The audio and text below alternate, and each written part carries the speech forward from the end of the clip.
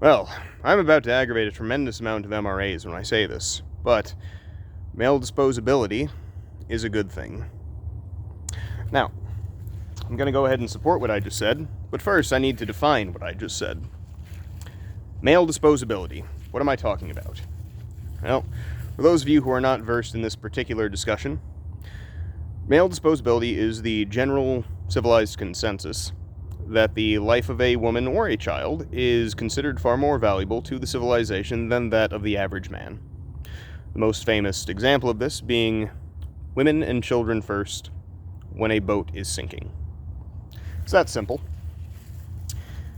And the reason that I think that this is a good thing is because, quite simply, it breeds a stronger class of men.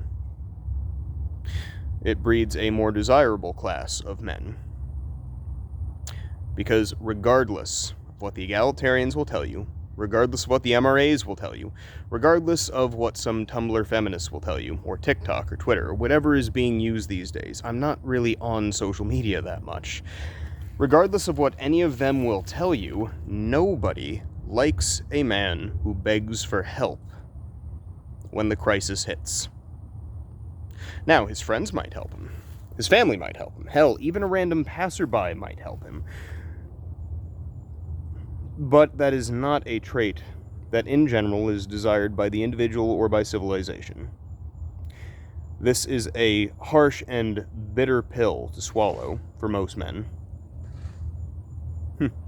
Woodpecker. There's actually a gator over there. I'm going to try not to get too close to him, though. Let me get outside of his charging range. Okay. So the idea that a man is disposable builds a stronger class of men. Simply put, if you are told that you're going to be the last on the lifeboat, there are two responses to that. Either you can complain about it, or you can learn to swim. Or alternatively, you can start carrying a life preserver with you. Metaphorically, all of these simply point to the same thing of the individual who is last to be rescued, acquiring more value to himself, more capability to himself. Now, surely there will be a segment of the population that when they hear that they are last to be rescued, they'll simply give up, and yeah, that happens. I've seen it. It's tragic. It's terrible. And it happens. But what it also does is that it convinces the other portion of the population to become stronger. And when that happens, when you have a group of those people, that's the kind of people that are capable of building and upholding a civilization.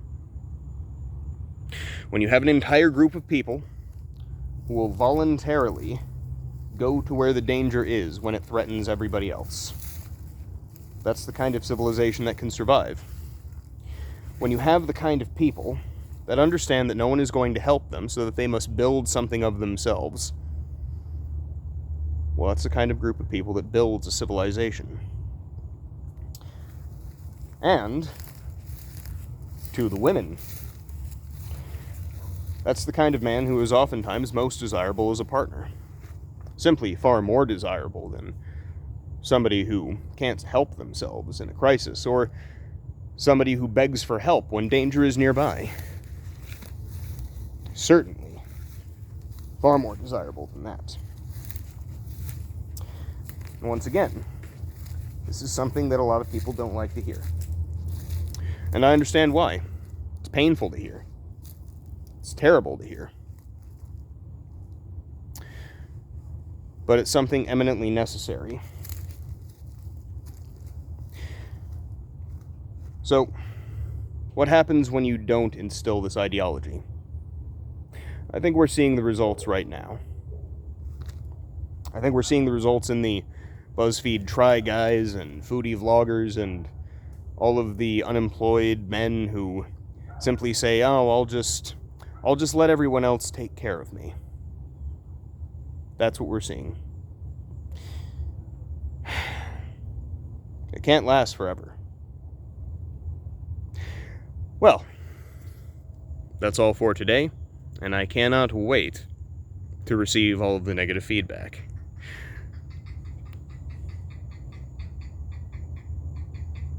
Spend more time out in nature.